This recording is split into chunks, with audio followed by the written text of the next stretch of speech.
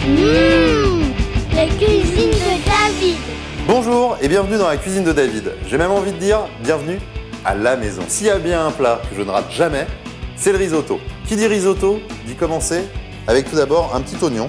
Quand on coupe des oignons, je ne sais pas si vous avez remarqué, mais en général, ça pique les yeux, ça fait pleurer, c'est chiant quoi. Ça marche. Un petit chewing-gum à la menthe ou à la chlorophylle. Ça évite d'avoir trop l'odeur de l'oignon qui vient nous déranger et ça évite surtout de trop pleurer. On va mettre notre feu à fond, un petit peu d'huile d'olive, même si on va faire notre cuisson au beurre, afin que le beurre n'attache pas. Pour le beurre, il faut être généreux. Quand on parle risotto, on ne parle pas plat light, ça c'est clair. Ça commence à chauffer, allez hop, c'est parti. Là c'est du riz arborio, c'est une bonne qualité de riz. En tout cas, on prend vraiment un riz spécial risotto. 18 minutes, c'est vraiment le temps de cuisson idéal pour le risotto, puisqu'on veut avoir vraiment un plat qui soit crémeux, mais en même temps avec un riz al dente et croquant. Et on va pouvoir mouiller notre risotto. Pour ça, une bouteille de vin blanc sec. Bon, moi j'ai choisi un petit chardonnay bio, j'aime bien les vins bio. En général, ils sont moins acides. On mouille généreusement. Et là, on va continuer à remuer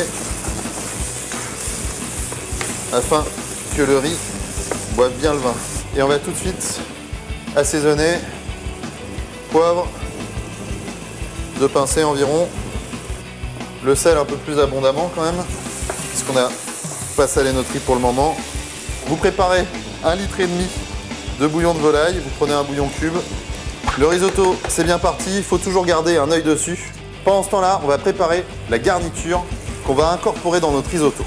Et aujourd'hui, on va travailler avec de la viande des grisons. Alors, on aurait pu prendre n'importe quel jambon cru à griller dans une poêle qu'on a un petit peu huilée avec de l'huile d'olive et également des radis. Avec le risotto qui est assez moelleux, on va vraiment avoir un jeu de texture avec le croustillant des radis, du jambon.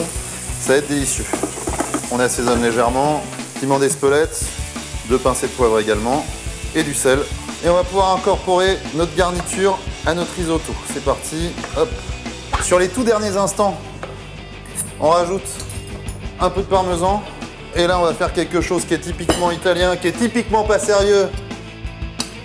Et donc forcément, j'adore. Voilà. Pour avoir un côté bien onctueux, un petit bout de beurre hors du feu en fin de cuisson. Le meilleur moment est arrivé, enfin presque. On a été généreux pendant la préparation du plat. On va l'être également dans l'assiette. Ça, super simple, ça se trouve partout maintenant en grande surface. Velours de balsamique. Hop là. Un petit trait, on se la joue façon artiste. Et il n'y a plus qu'à servir, en évitant de mettre le doigt dedans. Retrouvez la recette sur lacuisinededavid.com.